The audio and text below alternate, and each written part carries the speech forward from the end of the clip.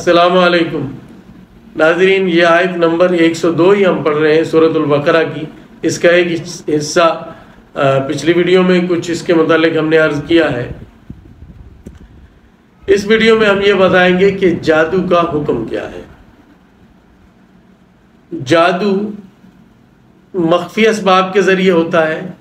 شیاطین کو راضی کر کے، اور شیاطین کفر پر راضی ہوتے ہیں یا بڑی معصیت پر راضی ہوتے ہیں۔ تو جس جادو میں جنات سے کام لیا جائے یا کفریہ کلمات کے اثر سے کام لیا جائے، بہرحال جادو دونوں طرح حرام ہے۔ اس کو جادو کرنا، جادو کروانا کسی سے، یہ حرام ہے، اور بعض اوقات یہ کفر تک بھی پہنچتا ہے۔ یعنی اکثر یوں ہی ہے کہ جادو میں جو کلمات ادا کیے جاتے ہیں وہ در حقیقت کلمات کفر ہوتے ہیں۔ اب یہاں پر یہ بھی سمجھ لیں کہ یہ ہمارے معاشرے کا بھی ایک المیہ ہے کہ لوگ تعویذ گنڈوں سے بہت متاثر ہوتے ہیں اور اس پر بہت زیادہ اعتقاد رکھتے ہیں، اور یہ ایک جو لوگ یہ کام کرتے ہیں ان کا بھی یہ بڑا کاروبار بن چکا ہے، اور عوام بھی گویا ایسے ان چیزوں کے پیچھے چلے ہیں کہ اس کو نیکی بھی سمجھتے ہیں پھر، اور اس کام کے یعنی دن رات اس کے پیچھے لگے ہوئے ہیں۔ یہاں یہ بات سمجھ لینی چاہیے، تعویذ کو بذات خود اگر مؤثر مان لیا، اور یہ میں بتا دوں کہ زیادہ تر جو عوام ہیں جو وہ تعویذ کو ہی مؤثر مانتے ہیں کہ یہ تعویذ خود اثر کرتا ہے۔ وہ تعویذ چاہے اللہ تعالیٰ کی آیات پر مشتمل ہو، دعاؤں پر مشتمل ہو، جیسا بھی ہو، اگر مان لیا کہ یہ تعویذ خود مؤثر ہے، یہ خود اثر کرتا ہے، تو یہ شرک ہے۔ شرک بمعنی کفر، یہ وہ شرک ہے۔ اور اگر تعویذ کو تو مؤثر نہیں مانا، لیکن اس تعویذ میں جو الفاظ لکھے ہوئے ہیں وہ الفاظ شرکیہ ہیں، کفریہ ہیں، تو پھر بھی اس تعویذ کا استعمال حرام ہے اور انسان کو کفر تک پہنچا دیتا ہے۔ اگر تعویذ میں جو کچھ لکھا ہوا ہے اس کا مطلب معلوم نہیں، کسی غیر مانوس زبان میں لکھا ہوا ہے، کچھ ایسے الفاظ ہیں جن کا معنی ہی کسی کو معلوم نہیں، یا کچھ ایسے اعداد لکھے ہوئے ہیں جن کا معنی ہی معلوم نہیں کسی کو، اس تعویذ سے بھی بچنا لازم اور ضروری ہے۔ اور اس میں زیادہ دیکھا جائے گا اس آدمی کو جو تعویذ لکھ رہا ہے، اگر وہ اس کو شریعت سے کوئی تعلق ہی نہیں ہے اور بس ایسے ہی گندا سندہ رہتا ہے، بے نماز ہے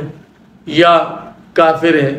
لوگ غیر مسلموں کے پاس بھی تعویذ لینے جاتے ہیں، عیسائیوں سے تعویذ لیتے ہیں، ہندوؤں سے لیتے ہیں، جوگیوں سے لیتے ہیں،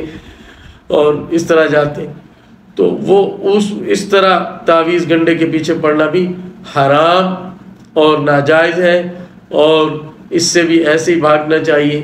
جیسے شرک اور کفر سے بھاگا جاتا ہے۔ اگر تعویذ اللہ تعالیٰ کی آیات پر مشتمل ہے یا دعاؤں پر مشتمل ہے، اللہ کے نام پر مشتمل ہے، پھر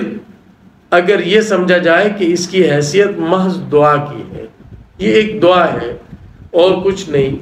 اور اصل میں مؤثر ذات اللہ رب العزت کی ہے، تو ایسا تعویذ پہننے کی گنجائش ہے۔ ابو داؤد کتاب الطب میں روایت ہے، حضرت عبداللہ ابن عامر ابن عاص رضی اللہ تعالیٰ عنہ سے ایک دعا منقول ہے جو نبی کریم صلی اللہ علیہ وسلم نے ان کو تعلیم فرمائی۔ یہ ڈر کی دعا ہے کہ کوئی گھبرا جائے یا ڈر جائے، بلا وجہ ڈر لگتا ہو کسی کو، دعا ہے اعوذ بکلمات اللہ التامۃ من غضبہ وعقابہ وشر عبادہ ومن همزات الشیاطین وان یحضرون۔ حضرت عبداللہ ابن عمرو ابن عاص رضی اللہ تعالیٰ عنہ اپنے بچوں میں سے جو سمجھدار ہوتا اس کو یہ دعا سکھا دیتے تھے کہ وہ پڑھا کرے، اور جو ابھی اتنی سمجھ بوجھ نہ رکھتا ہوتا لکھ کر اس کے گلے میں ڈال دیتے تھے۔ تو یہ تعویذ کی اصل ہے کہ اگر تعویذ خود دعا پر مشتمل، اللہ کے نام پر مشتمل ہے تو پھر اس کی گنجائش ہے، لیکن اس میں بھی یہ ذہن میں رکھنا چاہیے کہ اصل طریقہ دعا ہی ہے، اور جو کر سکے وہ دعا ہی کرے۔ تعویذ ایک بس دعا کی ایک شکل ہے، مؤثر ذات اللہ رب العزت کی ہے۔ بہرحال اس میں جتنا غلو ہے اب اور جتنا لوگ پیچھے بھاگتے ہیں تعویذوں کے، اس کی سخت حوصلہ شکنی کی ضرورت ہے، اس سے بچنا چاہیے۔ اور نبی پاک صلی اللہ علیہ وسلم نے ہمیں ہر چیز کی دعائیں تعلیم فرمائی ہیں، حفاظت کی دعائیں، صبح و شام کے اذکار، حاجات اور ضروریات کے پورا کرنے کی دعائیں ہیں، اور مشکلات کو حل کرنے کے لیے بھی دعائیں ہی تجویز فرمائی، اور اسی طرح یہ جو رزق کی تنگی ہے اس کو دور کرنے کے لیے بھی دعائیں ہی، قرض کی ادائیگی، اور اسی طرح کسی ظالم سے اگر سابقہ پڑھنا ہو اس کے لیے بھی دعائیں تعلیم فرمائی۔ اصل طریقہ دعا کا ہے۔ تعویذ بہت ساری اس کی شرائط ہیں جن کا لحاظ عموماً لوگ نہیں رکھتے، اس لیے اس سے بچنا ہی چاہیے، بہرحال اس سے بچنا ہی چاہیے۔ اور اس میں یعنی جتنے مبالغے کے ساتھ لوگ لگے ہوئے ہیں، حوصلہ شکنی اس چیز کی کرنے کی ضرورت ہے۔ اور اس کے ساتھ یہ سمجھنا چاہیے کہ جادو